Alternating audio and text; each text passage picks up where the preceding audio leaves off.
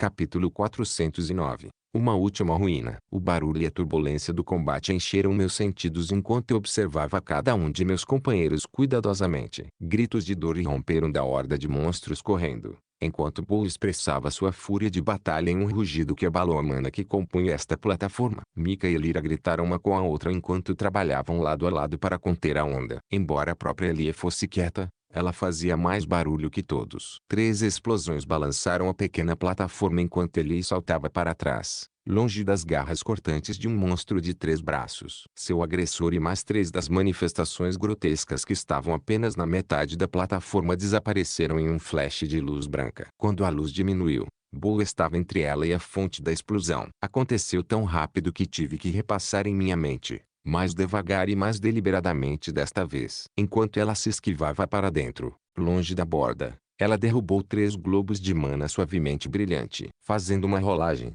ela imediatamente enviou um pulso de mana através da corda que a conectava às esferas, fazendo-as explodir uma após a outra. O poder contido foi o suficiente para que ela limpasse aquele canto da plataforma de inimigos. Quase ao mesmo tempo, ela enviou uma onda de mana pelo ar para Bull. Eu reconheci isso como um gatilho de comando para ele se teletransportar. Como Mika havia apontado com razão, depender de explosões emocionais para acionar o teletransporte do urso guardião não era uma estratégia de batalha eficaz. Então ele vinha praticando seu controle nas últimas vezes. Ao comando, Bull desapareceu atrás dela e reapareceu na frente dela, protegendo-a de parte da força. Isso aconteceu em menos de um segundo. Mas ele não parou para recuperar o fôlego, porque cada monstro que matamos foi instantaneamente substituído por outro em um ciclo interminável de conjuração e destruição. O enorme martelo de Mika girou com a graça de alguém que manuseia um bastão, atingindo grupos de inimigos de cada vez. Eu podia sentir a força gravitacional do martelo mesmo do outro lado da plataforma enquanto puxava monstros em seu caminho apenas para pulverizá-los um instante depois. Com Helmeart ativo,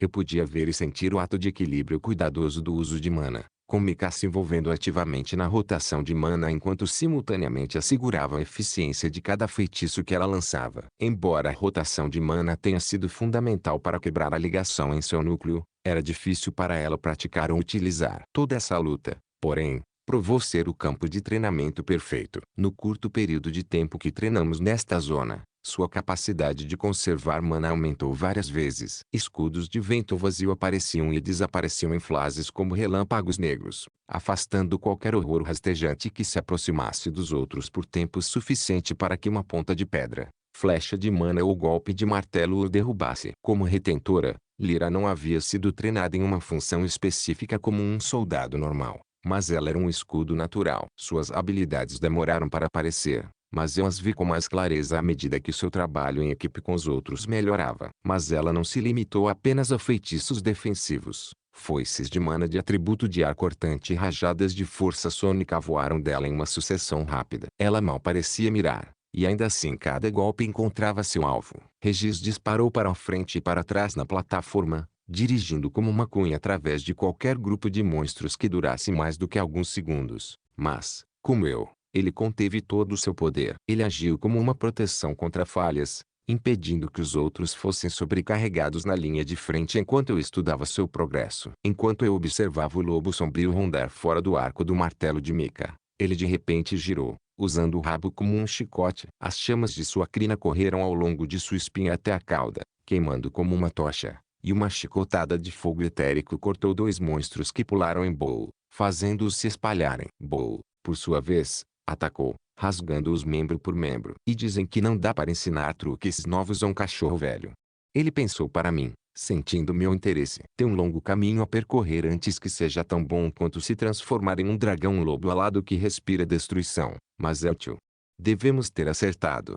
Mika grunhiu enquanto lançava uma rajada de fragmentos de pedra de seu martelo, cortando vários monstros antes de Lyra acabar com eles com uma explosão sônica subaudível, momentaneamente limpando a plataforma de inimigos. O general está sorrindo.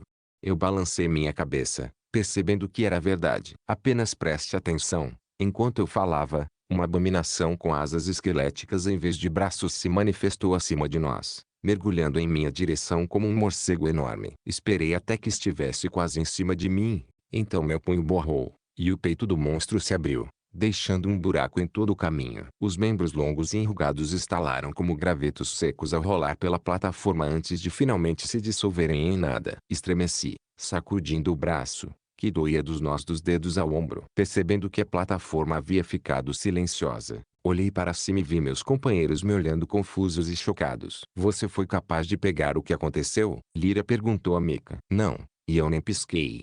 Mika zombou, seus olhos indo da minha mão até o meu rosto. "Que inferno foi isso?" "Alguém que veio trabalhando." "Só uma ideia." Respondi, mas a essa altura uma nova onda de horrores aberrantes estava surgindo na plataforma. Ele, cujos olhos de águia estavam focados no vazio em vez de mim, passou correndo, plantando uma série de objetos de mana em forma de disco enquanto se abaixava entre as garras de monstros recém-formados. Quando um caiu em sua direção de cima, Gol se teletransportou ao lado dela, tirando-a do caminho enquanto pegava a coisa no ar. Suas mandíbulas se fecharam sobre seu rosto sem olhos e ele se dissolveu em nada. Um instante depois, Gol se teletransportou novamente, mudando de posição apenas alguns metros, e todos os discos de mana que ele havia colocado explodiram um após o outro. Pedaços de vários monstros voaram em todas as direções antes de derreter. Eu inspecionei o desempenho deles por mais alguns minutos, mas estava ficando cada vez mais claro que eles eram páreo para esta zona. Tínhamos chegado ao fim do que ela poderia fornecer. "Eu acho que é o suficiente," eu disse em voz alta. "É hora de seguir em frente." O suor escorria do nariz de Lyra enquanto ela concordava com a cabeça. Não perdemos tempo mudando para nosso procedimento bem praticado de passar de uma plataforma para outra. Demorou alguns minutos, mas a tensão diminuiu com o processo. Ele e eu trabalhamos juntos com fluidez, tendo aperfeiçoado o processo para uma troca rápida. Aprender a manejar a lâmina ligada a mim era como tentar me ensinar a escrever caligrafia com minha mão inábil. E eu não tinha certeza de quão viável seria fora deste lugar, mas a habilidade provou ser essencial para limpar a zona. Fiquei na plataforma depois que Elia e Bo passaram pela porta, focado em nada além de mim e no fluxo interminável de inimigos. Suas garras raspavam contra a armadura relíquia, rangendo os dentes e ocasional cauda farpada esfaqueando como uma lança, mas eles não podiam me tocar enquanto eu me movia com fluidez entre seus ataques, atacando com punho, pé e lâmina, sempre no olho da tempestade de monstros. Era como uma espécie de meditação, quase tranquila depois de tudo que nos aconteceu aqui. Eu pratiquei minha nova técnica mais algumas vezes, mas cada golpe deixou meus membros momentaneamente atordoados e me abriu para ataques de outros monstros. Ainda assim, era uma fundação. O fluxo de atacantes nunca terminava, mas depois de um minuto ou dois, eu estava satisfeito. Ativando o Boost Step, cruzei até a porta e me puxei para dentro dela com éter. Concentrei-me na última plataforma e comecei a cruzar. Minhas pálpebras pareciam chumbo enquanto lutavam para se abrir. Não consegui distinguir imediatamente os arredores. Minha visão estava manchada de sono e embaçada. Pisquei várias vezes para tentar limpá-la. Um gemido veio de algum lugar próximo, e eu me movi para o lado. A ponta do meu nariz tocou em algo macio e minha visão, que tinha começado a entrar em foco, ficou embaçada novamente. Um hálito quente soprou em meu rosto e me afastei um pouco, ainda tentando sentir meu corpo. Mika estava deitada ao meu lado, tão perto que nossos narizes se tocaram quando me virei. Havia um sorriso mal reprimido em seu rosto, e ela levantou uma sobrancelha. "Eu sempre soube que você tentaria algo assim um dia." Sentindo-me corar, tentei me sentar, mas um movimento repentino fez minha cabeça girar e tive que fechar os olhos novamente. "O que há de errado com meu corpo?" Estou morrendo de fome." Ele disse ao meu lado. "Quanto tempo ficamos lá?" "Sinto como se meu estômago tivesse sido comido pela metade." Bo respondeu com um ronco baixo e desanimado, comunicando claramente que ele sentiu o mesmo. A onda de vertigem passou e consegui abrir os olhos novamente e me levantar. Mika apoiou-se nos cotovelos e olhou em volta. Lyra estava enrolada como uma bola do outro lado de Mika, embalando sua cabeça, seu rosto escondido atrás de uma cortina de cabelo ruivo. Ele rastejou do meu lado para Bo, enfiando o rosto em seu pelo grosso. Estávamos em um corredor curto e de teto baixo. Era totalmente branco e sem adornos, exceto por uma série de retângulos planos e pretos ao longo das paredes, idênticos às portas que usamos para navegar na zona anterior. Nossos corpos foram deixados no chão de pedra enquanto nossas mentes estavam presas. "Estão todos bem? Algum outro efeito colateral? De morrer-me outra vez?" eu perguntei, propositalmente não falando as últimas palavras em voz alta. "Minha cabeça parece que vai se partir em duas como um ovo e dar à luz algo horrível." Lyra murmurou de dentro do casulo de seus cabelos e braços. "Talvez ela tenha sido infectada," disse Mika, franzindo o nariz para a lacriana. Uma daquelas coisas feias vai rastejar para fora de seu cérebro. Devemos abatê-la agora antes. Lyra se desdobrou e se sentou, olhando furiosamente para Mika. Isso não será necessário. Obrigada. Acho que estou apenas desidratada. De pé, aproximei-me de uma das portas. Era suave e reflexível o suficiente para que eu pudesse ver minha imagem espelhada na superfície, mas não senti nenhum éter ou, via Realmeart, mana dentro dele. Quando pressionei a mão na porta, ela estava lisa e fria, mas não reagiu. Eu só pude dar de ombros e me virar, procurando pelo portal de saída da zona. No final do corredor, um arco preto contrastava com a pedra branca nua. Nenhum portal era visível dentro do arco a princípio, mas quando dei alguns passos em direção a ele, o ar se distorceu e um portal opaco e oleoso surgiu. Acordem seus corpos. Comam, bebam. Eu sugeri, olhando por cima do meu ombro para os outros. Depois dessa última ruína, não me sinto mais confiante sobre o que encontraremos nesta. Meus companheiros não precisavam ouvir isso duas vezes, pois estavam todos famintos e desidratados. Houve alguma conversa enquanto eles puxavam suas rações, mas apenas o som de uma mastigação voraz, e o rangido ocasional de uma articulação rígida, enquanto eles devoravam vários dias de comida de viagem de uma só vez. Enquanto isso, deixei as rodas da minha mente girarem, considerando o que poderia nos esperar na quarta ruína de Jin. Isso, porém, foi mais frustrante do que útil, pois eu só podia esperar que a última pedra angular ainda estivesse no lugar e seu Djinn guardião ativo. Que percepção você acha que a quarta pedra angular conterá? Regis meditou, flutuando em torno do meu núcleo. Vamos ver. Requiem de Aruairon, certo? A capacidade de reverter os estragos do tempo em um objeto. E o Realmeart permite que você veja as partículas de mana, o que ajuda a entender como a mana e o éter, na verdade, funcionam. Então, qual é a conexão?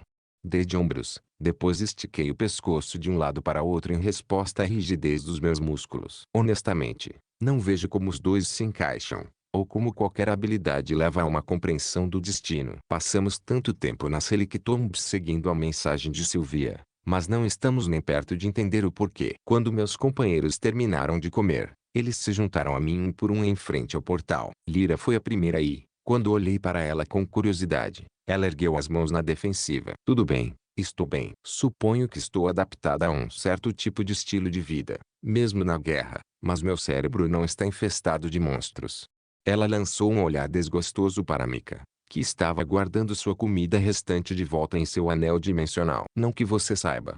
Mika disse com um sorriso irritante, cantarolando baixinho. Retirando a bússola, usei-a para fixar o destino do portal, garantindo que nenhum de meus companheiros fosse enviado para os Relictombs aleatoriamente. Então, com uma respiração profunda, entrei. Esperando passar de um corredor branco para o próximo ao entrar na parte externa da quarta ruína, em vez disso me vi desorientado, parado em meio a pilhas de destroços destruídos e queimados. Eu mal tive tempo de olhar antes de Lyra aparecer ao meu lado, e então ele logo atrás dela. Em um momento, estávamos todos ocupando um espaço relativamente pequeno no final de um corredor vazio. À nossa frente, uma pilha de pedras caídas bloqueava o caminho. Isso não parece ser o último, disse ele baixinho. São marcas de garras. Regis pensou, chamando minha atenção para um grande pedaço de entulho. Corri meus dedos ao longo de 3 linhas marcadas profundamente na pedra, limpando uma mancha de cinza para revelar o branco por baixo. Olhando para cima, vi os familiares e estéreis artefatos de iluminação. Estamos no lugar certo, mas parece que foi atacado. Mika acenou com a mão em um movimento cortante, e os escombros que obstruíam se transformaram em areia, que rapidamente escorreu pelas rachaduras no chão despedaçado. Seções desmoronadas das paredes e do teto revelaram uma visão estranha além, rocha sólida, que estava em lugares marcados por fogo e garras. Pisando com cuidado, contei aos outros sobre minha experiência na segunda ruína, que estava falhando quando caíra. Regis e eu chegamos lá. O que quer que tenha acontecido aqui parecia bem diferente. Você acha que os dragões atacaram? Ele perguntou, cavando a ponta de sua bota em um corte profundo no chão. Não pode ter sido eles, pelo que entendi. Respondi, explicando que os Azuras não podiam entrar nas Relictombs. Um momento depois, fomos apanhados pela magia do salão e arrastados para frente. O corredor desmoronado desapareceu e, em vez disso, estávamos parados em um espaço vazio diante da porta de cristal. Estava em ruínas. Cacos de cristal preto estavam espalhados pelo espaço, esmagando-se sob nossos pés. O que restava da porta em ser uma bagunça desigual e irregular, com aglomerados de cristais saindo da superfície preta e lisa. A cada poucos segundos eles pulsavam, enviando uma pequena ondulação através de todos os fragmentos individuais, como um batimento cardíaco. Isso não pode ser bom. Aproximando-me, pressionei minha mão no portal. Antes, os cristais sempre se deslocavam para me permitir a passagem. Agora, porém, eles se sentiam rígidos e imóveis. Afiado. Perigoso. A runa divina para o Requiem de Arula queimou o ouro enquanto eu imbuí com éter, e partículas de ar influíram sobre minha pele para se espalhar pela estrutura de cristal mal formada. Mais e mais derramado nele, preenchendo todos os cantos, então fluindo para longe da porta para tocar cada cristal individual que havia sido arrancado do portal. Como se o tempo estivesse revertendo, os fragmentos soltos saltaram do chão e voaram de volta para o portal. Os cumes escarpados e mutilados alisaram-se. O movimento fluido voltou ao edifício e minha mão empurrou para dentro dele. Como os portais anteriores haviam feito, os cristais rolaram suavemente para abrir espaço para a minha passagem. Olhei por cima do ombro. Os outros me observavam com uma espécie de reverência incerta. Sigam logo depois. Não demorem. Então eu mergulhei no portal. Embora eu temesse que a magia em si pudesse ter sido quebrada por qualquer coisa que destruísse a câmara externa, minha passagem não foi afetada. Momentos depois, me vi mais uma vez surpreso com o que me cercava. Paredes, piso e teto etéreos desenhavam uma representação solta de uma sala ao meu redor em linhas brancas e nevoadas. Subjacente a esse espaço imaterial estava a estrutura esperada, o pedestal central, seu cristal etérico flutuando acima dele, cercado por anéis orbitais que zumbiam com intensa magia. Acompanhei o movimento, soltando a respiração que não sabia que estava segurando. Está funcionando. Eu disse a mim mesmo, alívio lavando a tensão em meus ombros e atrás de meus olhos. Um a um os outros apareceram. No instante em que o portal desapareceu depois de depositar Mika, que estava na retaguarda, eu canalizei éter em meu punho. A casca imaterial da sala vazia desapareceu como nuvens esfarrapadas em um vento forte, deixando-nos de pé sobre tijolos de pedra sólida. Lyra estalou a língua, decepcionada, e ouviu o arco de Elia estalar quando ela esticou a corda. Mika se aproximou dos anéis rodopiantes, erguendo a mão e fechando os olhos. Um sorriso curioso e brincalhão iluminou seu rosto. Está cantando. Mas meu foco estava em outro lugar. Uma forte presença etérea se movia cautelosamente pela câmara, circulando ao nosso redor. Evitou chegar muito perto e, quando um de meus companheiros se movia, alterava seu curso para manter distância. Eu rastreei com o canto do olho, pronto para conjurar uma arma se seu comportamento mudasse. E agora? Ele perguntou, passando os dedos pela pedra em ruínas de uma parede enquanto se movia ao redor da borda externa da sala. Esperamos. Respondi distraidamente. Mika e Lyra trocaram um olhar, ambas tensas. Um momento depois, eles pularam quando a figura escondida se projetou. Não se preocupe. Eu disse rapidamente, levantando a mão para impedi-las de atacar. Eu sabia que elas não poderiam prejudicar a projeção, mas temia que pudessem fazer algo para interromper o julgamento. A projeção do Djinn nos deu um pequeno e divertido sorriso. Sua pele era de uma cor lavanda opaca e, como os outros que eu tinha visto, ele estava coberto de formas mágicas em todos os lugares, exceto em seu rosto. A coroa de sua cabeça era careca, com uma cortina de cabelos brancos caindo até os ombros abaixo dela. Até mesmo seu couro cabeludo nu estava marcado com formas de feitiço. Eu aplaudo sua moderação. Ele disse depois de um momento. Interessante que você pode me sentir, mas seus companheiros não. Então, você já tem a marca do Djinn sobre você. Eu não sou o primeiro remanescente com o qual você interagiu. Não, eu disse, oferecendo-lhe uma reverência respeitosa. Já aprendi com 3 outros remanescentes, embora um deles não tivesse mais uma pedra angular para me oferecer. Espero que você sim. Os olhos violeta do Djinn brilharam com alguma luz interna e pareceram encolher. Entendo. Sua jornada até agora tem sido estranha infeliz. Não vamos demorar. Então, prossigamos com o seu julgamento. As ruínas se dissolveram em uma tela branca e meus companheiros desapareceram. Até mesmo Regis, que estava escondido em segurança dentro do meu núcleo, tinha ido embora. O Djinn se moveu para ficar na minha frente, com as mãos cruzadas atrás das costas, sua postura ampla. Você foi testado em seus sentidos, reações, consciência. Por circunstâncias que não entendo, você foi treinado em combate pela essência amarga de um Djinn rebelde. Então, devido ao que só pode ser visto como uma falha no design das Relictombs, uma oportunidade de se testar ainda mais foi tirada de você. Muito infeliz. O Djinn ficou quieto por algum tempo, mas seu olhar misterioso nunca deixou meus olhos. As Relictombs, ao que parece, falharam. Comecei a protestar, mas hesitei, realmente absorvendo as palavras do Djinn. Você quer dizer mais do que a perda de uma única pedra angular, não é? Mas como isso falhou? Qual era o propósito de tudo isso? Eu perguntei, apontando para o fundo em branco, esperando ouvir o mesmo refrão de essa informação não está contida neste remanescente. Fiquei surpreso quando o Djinn respondeu: a criação que você chama de Relictombs é nada menos que o conhecimento combinado de nossa civilização em mana e éter. É uma biblioteca viva, uma enciclopédia multidimensional que contém todas as nossas percepções. Tudo o que viemos a entender está contido nele, e cada capítulo destina-se a capítulo. Eu perguntei apesar de mim mesmo, sem intenção de interromper. O que você chama de zonas? Disse ele. Cada um não é um teste como você os vê, mas sim projetado para fornecer informações sobre algum aspecto do éter. Basta percorrer os capítulos para obter informações sobre as ferramentas que usamos para escrevê-los. Mesmo assim, era uma solução imperfeita, mas essa é a única maneira de ensinar essas habilidades às gerações futuras. Para uma nação de pacifistas, os Djinn protegeram sua criação de forma bastante violenta. Eu apontei. A memória das repetidas mortes de meus companheiros ainda muito fresca em minha mente. Se este lugar deveria ser uma biblioteca, por que todos os monstros horríveis?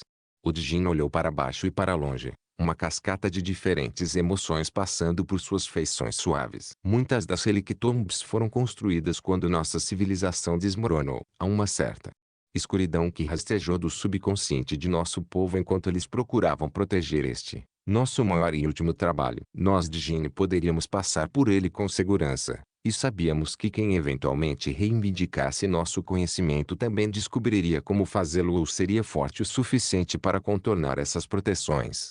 Mas, seu povo.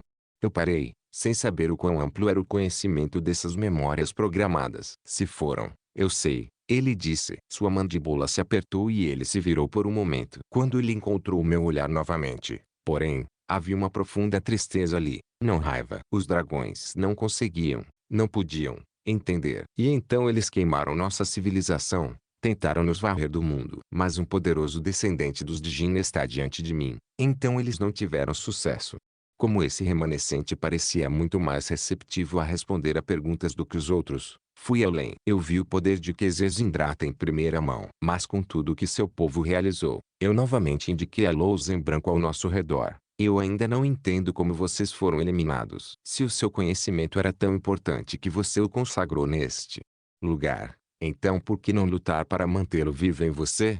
A resposta não é simples ou satisfatória, o Djinn disse, suspirando cansadamente. Talvez, porém, este julgamento ajude a entender. Ou talvez não. Você deveria saber mais do que sabe, ter uma percepção muito maior. O fato de você ter progredido tanto enquanto entende tão pouco fala bem de você, Arthur Lewin, mas mal de nosso projeto. Sem saber como responder, fiquei quieto. O Djinn sorriu mais calorosamente. Mas não se desespere. Você é algo que não poderíamos ter previsto. É o suficiente para dar esperança a um velho Djinn. Mas não vou mais te impedir de cumprir seu propósito. Proteja-se. Este julgamento será diferente de qualquer outro que você enfrentou nas Relictombs até agora. Comecemos.